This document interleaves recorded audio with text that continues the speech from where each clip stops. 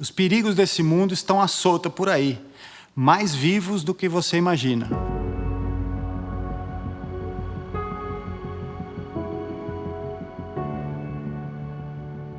Olá, eu sou Alexandre e você é bem-vindo aqui.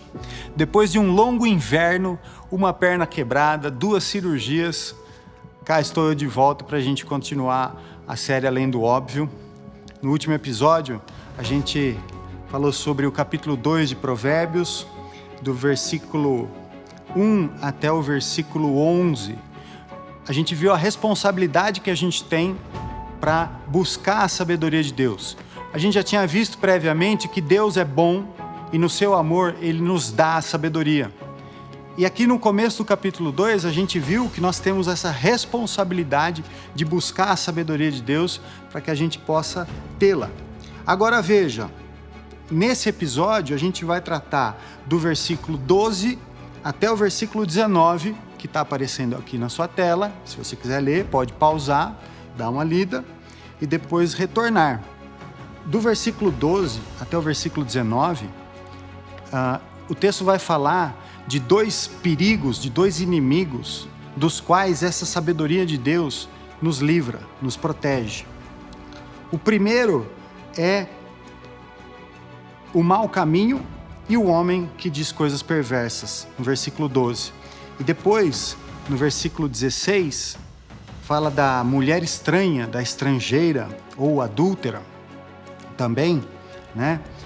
Desses 2 assuntos, o livro de Provérbios ainda vai falar com mais detalhes nos próximos capítulos. Mas aqui, ele diz que a sabedoria vai te livrar do mau caminho e do homem que diz coisas perversas. Aqui a gente tem um monte de coisa interessante para ver hoje, né? E a primeira coisa é que o homem mau distorce, né? Tem uma palavra, um discurso distorcido, né? Tem um discurso pervertido. Isso significa um discurso que toma as coisas que Deus fez, a ordem que Deus criou essas coisas e inverte. Esse é o discurso perverso. Tomar, como diz o profeta Isaías, capítulo 5, versículo 20, chamar o certo de errado, o errado de certo, é dizer que o amargo é doce, que o doce é amargo, né? Ai destes. E é muito disso que a gente tem visto hoje. Hoje a gente vê, muitas vezes, através do poder judiciário, como os bandidos, os criminosos, são exaltados e como as pessoas inocentes, muitas vezes, são condenadas. A gente vê, através do discurso perverso, como as pessoas acabam justificando o pecado ou racionalizando o pecado ou minimizando o pecado. Então, discursos do tipo, o meu pecado não é tão grande assim, né? Meu pecado é pequenininho perto do fulano de tal, então não tem problema. Ou as pessoas tentando justificar ou racionalizar o pecado. Um pecado tão comum nos dias de hoje é o pecado da pirataria, né? Então, as pessoas acabam baixando filmes, pirateando filmes ou músicas, né? Sem pagar por eles. São propriedades intelectuais, né? E quando você fala alguma coisa com essas pessoas, elas falam assim, não, mas eu pago a internet, então eu posso baixar, né? A internet não tem nada a ver com a propriedade intelectual. A não ser que você a pessoa pague um serviço de stream, ou coisa parecida, a pessoa não pode fazer o download de músicas, filmes, né? Então, as pessoas tentam racionalizar o pecado, tentam dar um status de justiça para aquilo que é pecado. Tentam até institucionalizar o pecado. E isso não faz bem, isso faz parte do homem perverso, faz parte do discurso perverso. Quando o homem pega a realidade que Deus criou e a ordem pela qual Deus criou e inverte. Outra coisa que a gente vê bastante, né, a ordem que Deus criou no casamento sendo também pervertida. Então nós vemos muito homem cometendo torpeza com homem, mulher cometendo torpeza com mulher e tendo como certo isso, dizendo que como Deus é amor, algumas pessoas até justificam, né? Dizem que como Deus é amor, Deus permite que duas pessoas do mesmo sexo se amem e tenham relacionamento sexual. Isso é pecado, isso é uma forma de querer racionalizar o pecado, invertendo a ordem das coisas que Deus criou, né? Mesmo o divórcio e novo casamento, né? A gente vê tantas pessoas e tantas lideranças, muitas vezes, racionalizando, justificando o injustificável, tentando achar uma fórmula, uma excludente de ilicitude para o divórcio e o novo casamento, né? E que, se nós formos fazer um estudo mais aprofundado da palavra, a gente vai ver que não é bem assim. Então, essa é uma forma de identificar o homem perverso, o homem mau, né? Através do seu discurso que inverte a ordem que Deus criou para as coisas.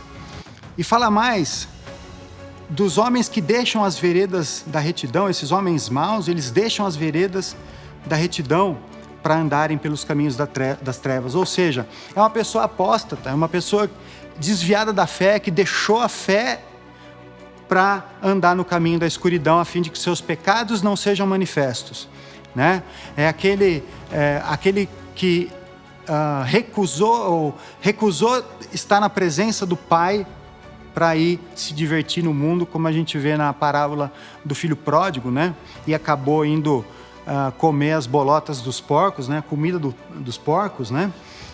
Então eles deixam o caminho da retidão, eles deixam a fé para andar no pecado.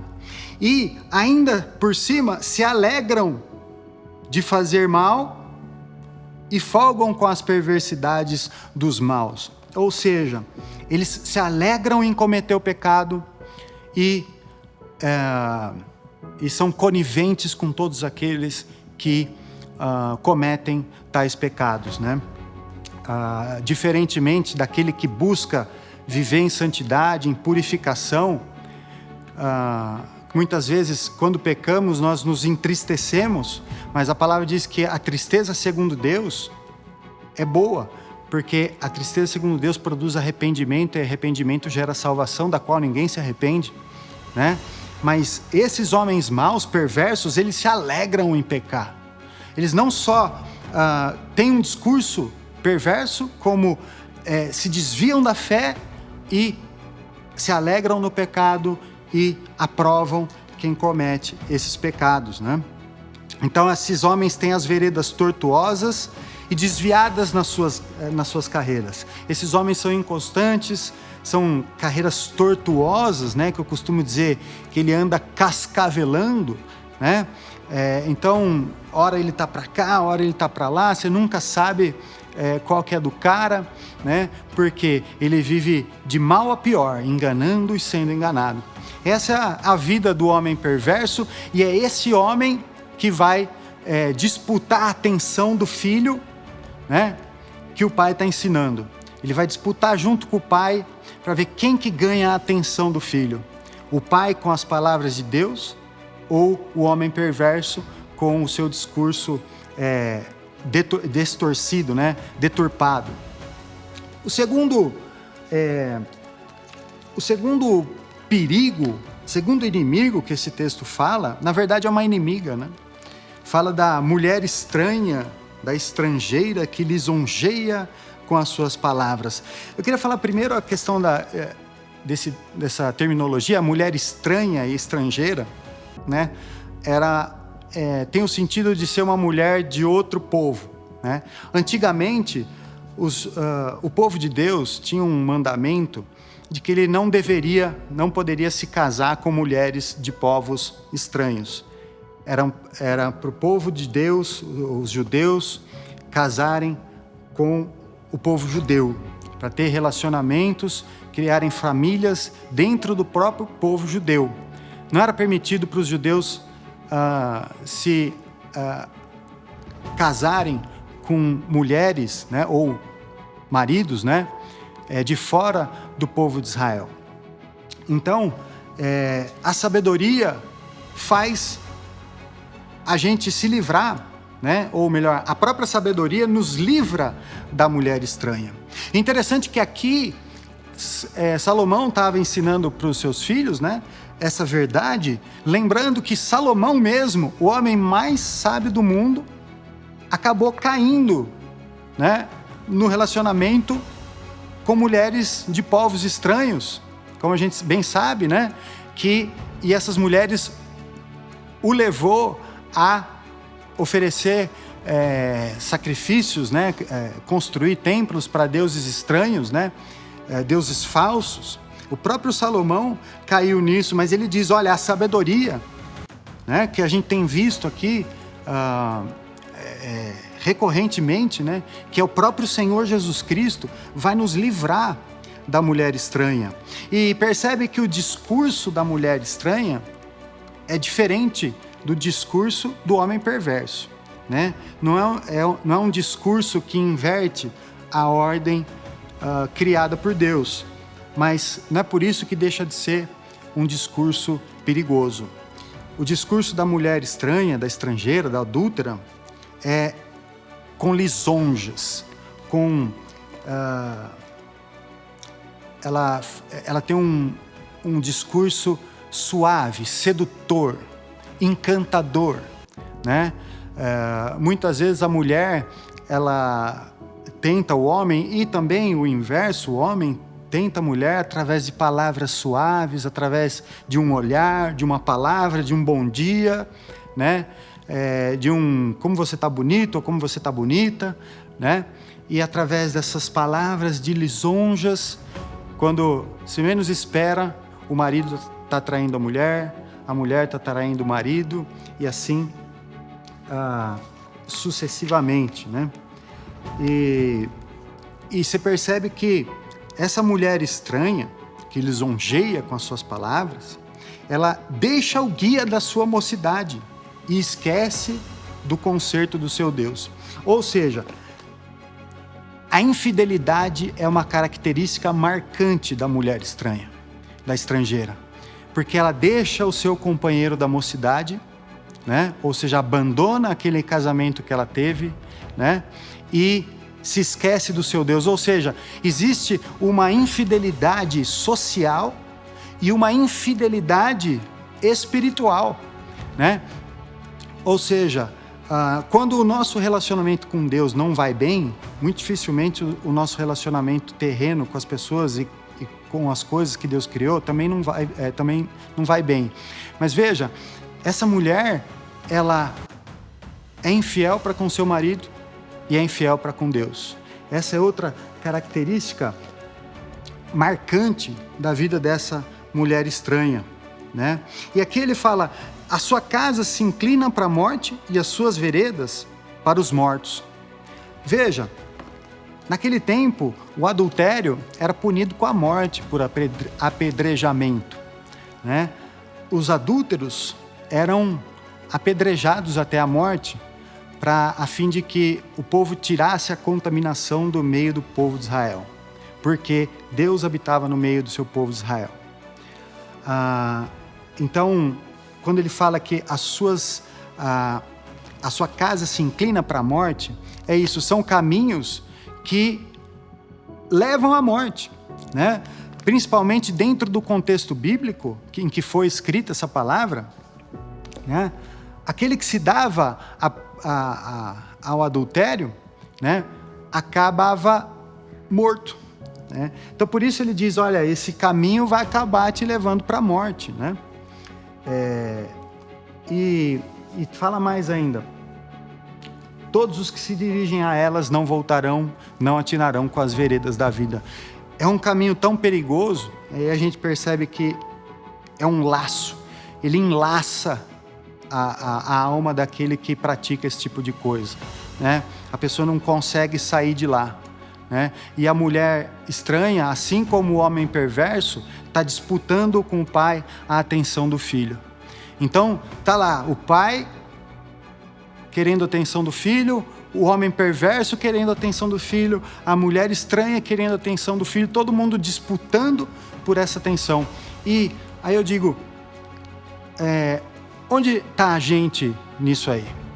Deus tem enviado a sua palavra para nós e Ele quer a nossa atenção. Mas também o homem perverso quer a nossa atenção. A mulher adúltera, a mulher estrangeira, estranha, também quer a nossa atenção. E para onde a gente está inclinando o nosso ouvido e o nosso coração? Para quem a gente está inclinando o ouvido e o coração? É uma pergunta importante. Agora, eu queria dizer que esses dois perigos, eles não se resumem à literalidade que está escrito aqui.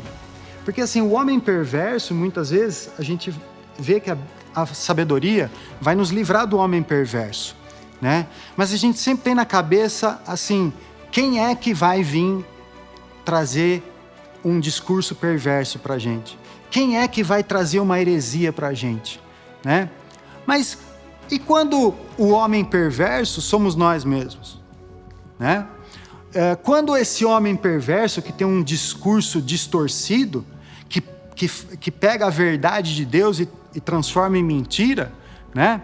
E pega a mentira do adversário, de Satanás, e transforma em verdade, quando esse homem somos nós mesmos, né? Muitas vezes a gente está mentindo para nós mesmos, né? A gente sempre acha que o homem perverso é o outro, é que o outro vai trazer uma perversidade para a gente, mas muitas vezes esse homem perverso mora aqui dentro, né? Enganoso é o coração do homem e perverso, mais do que todas as coisas. Quem o conhecerá? Só Deus aqui esquadrinha o nosso coração. Então a gente pode fazer uma reflexão agora e pensar: tem perversidade no meu coração? Onde está a perversidade no meu coração? É tempo da gente ser sincero e reconhecer se nós estamos distorcendo a verdade de Deus em mentira, né? Se nós estamos, em vez de exaltando a Deus, se nós não estamos exaltando o próprio homem, se em vez de fazer a vontade de Deus, a gente não está fazendo a vontade do próprio homem, da nossa própria carne, né? É um momento bom para isso, para fazer essa reflexão. Outra coisa, no caso da mulher estranha, né, adúltera, né, a gente fica muito preso à relação sexual fora do casamento, né, que é o adultério ou fornicação, para quem não é casado. A gente fica nessa literalidade da relação sexual imoral, da relação sexual imprópria. Mas a gente precisa lembrar também que existe o adultério espiritual. Muitas vezes essa mulher estranha, ela vem a nós, não através de uma mulher mesmo ou de um homem, né, para as mulheres. Ela vem através de doutrinas sedutoras, doutrinas lisonjeiras, com o objetivo de nos tirar do caminho de Deus e nos mandar para o caminho das trevas, nos mandar para o caminho da morte, né? E por que aqueles que se dirigem a essas veredas não voltam, né? Olha só, todos os que se dirigem a elas não voltarão, não atinarão com as veredas da vida, porque quando você ouve uma doutrina adúltera, você trai a Deus com deuses falsos. Você deixa o seu Deus para ir adorar deuses falsos. Desde o ego até o dinheiro, até o sexo, até a fama, são muitos os deuses estranhos hoje, né? E isso é um adultério espiritual, né? Essas doutrinas, esses ensinamentos falsos, têm esse objetivo de nos desviar do caminho de Deus, né? E a partir do momento que você crê nessas doutrinas, como que você vai se livrar disso? A não ser que Deus tenha misericórdia, você vai continuar crendo naquilo que é errado e, em última instância, acontece a morte, porque o salário do pecado é a morte, né? E a morte, não só como cessação da vida, quando esse corpo morre, mas morte no sentido bíblico, significando afastamento eterno de Deus, né? Então, esses perigos, muito embora tenham sido escritos há muito tempo atrás, né, são relevantes para nós hoje. Como eu disse lá no comecinho, os perigos, os inimigos, nossos inimigos, estão à solta por aí, mais vivos do que nunca, mais vivos do que às vezes a gente gostaria de imaginar. E aí é que entra a sabedoria de Deus como o nosso escudo, para nos livrar, nos guardar desses perigos, desses inimigos que nós temos, né? E essa sabedoria de Deus, esse relacionamento com Deus, com o Senhor Jesus Cristo, que é a sabedoria de Deus, é o melhor antídoto contra esses inimigos, né? E lembrando que o Senhor Jesus Cristo foi o Filho perfeito.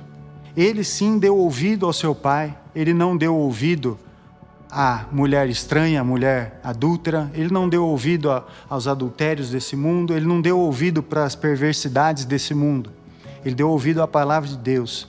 E mais do que isso, ele morreu pelas nossas infidelidades, ele morreu pelos nossos pecados, pelas nossas perversidades, para que a gente pudesse ter perdão pela fé nele. E não só isso, ele ressuscitou ao terceiro dia para vencer esses inimigos e nos capacitar a que tenhamos também, como ele, uma vida vitoriosa, sendo fortalecidos a cada dia no seu poder para escaparmos dessas ciladas, dessas perversidades, desses adultérios. O capítulo 2 de Provérbios vai terminar com uma mensagem gloriosa. E eu conto com a sua presença no próximo episódio, então, para a gente ler aqui. Por isso, se inscreva no canal, dá uma força, ativa o sininho das notificações, comente aí o que você acha desses homens perversos, já teve alguma experiência, algum testemunho? Deixa aí nos comentários também, vai ser muito bom ler e compartilhar, e a gente se vê no próximo episódio. Deus abençoe a todos.